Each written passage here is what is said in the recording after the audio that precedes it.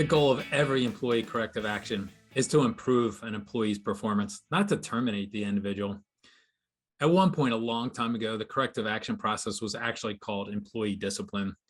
But that changed because it became clear that the goal is to improve employee performance by having good conversations with the employee instead of discipline like a child losing phone privileges. Getting an employee to improve is just a win-win situation.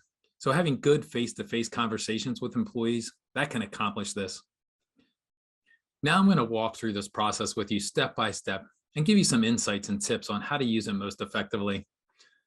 If you're an experienced supervisor, you probably already have a good understanding of your company's policies and their expectations regarding how to use their employee corrective action process.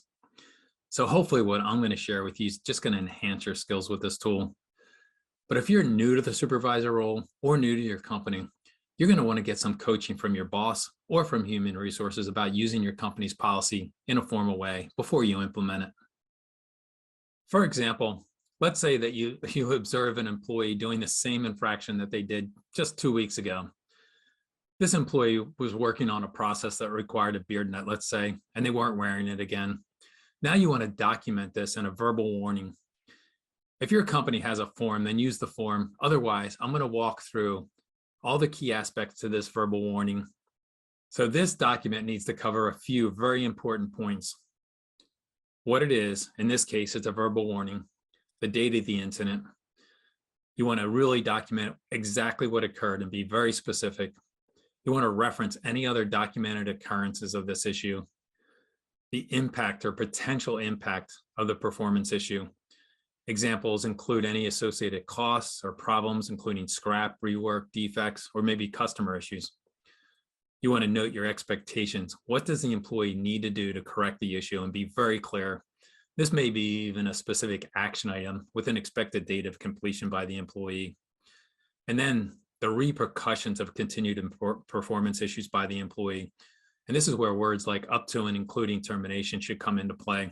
And you're going to want to tie out with your human resource department about the exact wording of that statement. And then you should sign it and the employee should sign it and date it.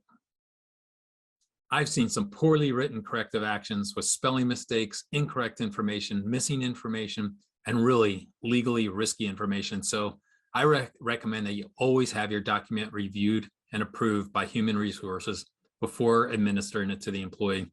It's also very important that you're applying corrective actions consistently across your department. You can't administer corrective actions to some employees and ignore the same behaviors by other employees. Inconsistent policy enforcement is just a lawsuit waiting to happen. So if you can effectively use the employee corrective action tool and partner with human resources while doing it, this tool is going to be your BFF